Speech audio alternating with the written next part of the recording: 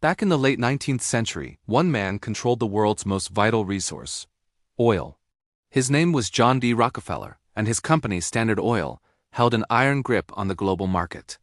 He was the undisputed king, a monopolist who dictated prices and crushed any competition that dared to stand in his way. From the United States to Europe and Asia, if you lit a lamp, chances are the kerosene inside came from a blue barrel, the symbol of Standard Oil's unshakable power. The world seemed destined to run on Rockefeller's terms, a global empire built on black gold. But across the ocean, in the bustling streets of London, an underdog was about to enter the ring. This challenger wasn't a titan of industry or a member of the established aristocracy. He was Marcus Samuel Jr., the son of a Jewish immigrant who had started a small business selling seashells and curiosities from the Far East. Growing up, Marcus and his brother Sam inherited their father's sharp business sense and his fascination with global trade.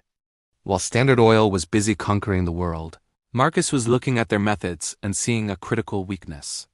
Rockefeller shipped his oil in individual tins, packed into wooden cases.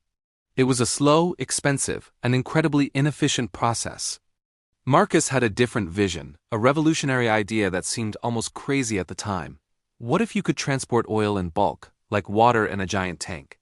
This single idea would become the key to unlocking a new era of energy.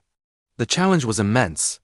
The Suez Canal, the vital shortcut between Europe and Asia, had strict safety regulations. They banned ships carrying oil in barrels because of the immense fire risk. To bring his vision to life, Marcus needed a new kind of ship, one that could meet the world's most stringent safety standards. Working with a brilliant engineer, he designed a groundbreaking vessel. This ship, the Murex, was a modern marvel. Its hull was divided into separate tanks, equipped with steam cleaning systems to prevent explosive vapor buildup, and built to be as safe as any passenger liner.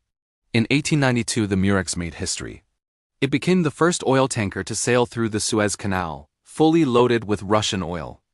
This single voyage was a game-changer. By shipping in bulk, Marcus Samuel had slashed transportation costs by half. He had found Rockefeller's Achilles heel. He named his new venture the Shell Transport and Trading Company, a nod to his father's humble beginnings. The arrival of Shell's cheap, high-quality kerosene sent shockwaves through the industry. In ports across Asia, people were suddenly offered an alternative to Standard Oil's expensive blue barrels. Shell's tankers, painted a brilliant red, became a symbol of competition and choice. Rockefeller, who had once dismissed Samuel as a minor nuisance, was furious. He launched a brutal price war, determined to crush this upstart. Standard Oil's agents were instructed to buy up all of Shell's kerosene, only to publicly dump it in the streets, a dramatic show of force. They slashed their prices to unsustainable levels, hoping to bankrupt the fledgling company.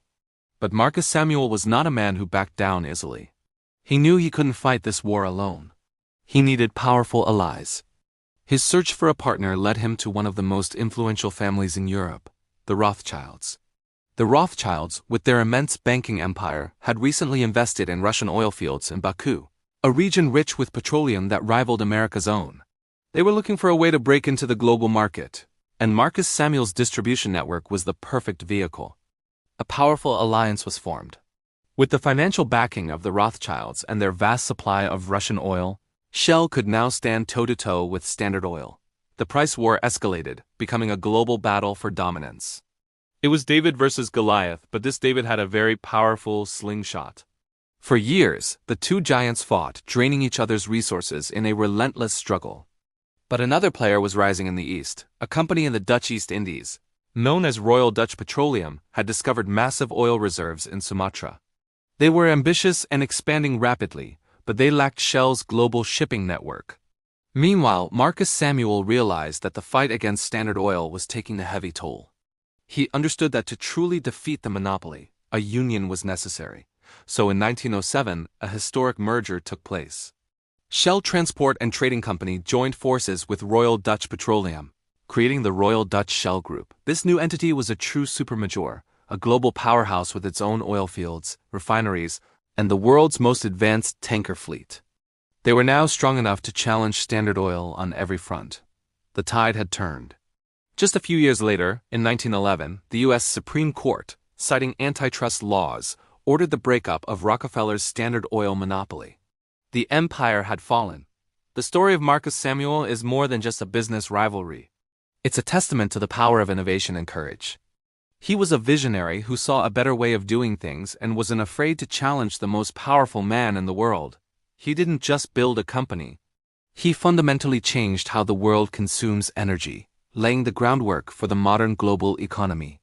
His legacy is a reminder that even the biggest giants can fall, and that sometimes all it takes is one clever idea and the guts to see it through. The man who started with seashells ended up breaking the world's mightiest trust, and his story continues to inspire dreamers and entrepreneurs to this day. Thanks for watching. If you enjoyed this story, don't forget to like, subscribe, and hit that notification bell for more incredible histories.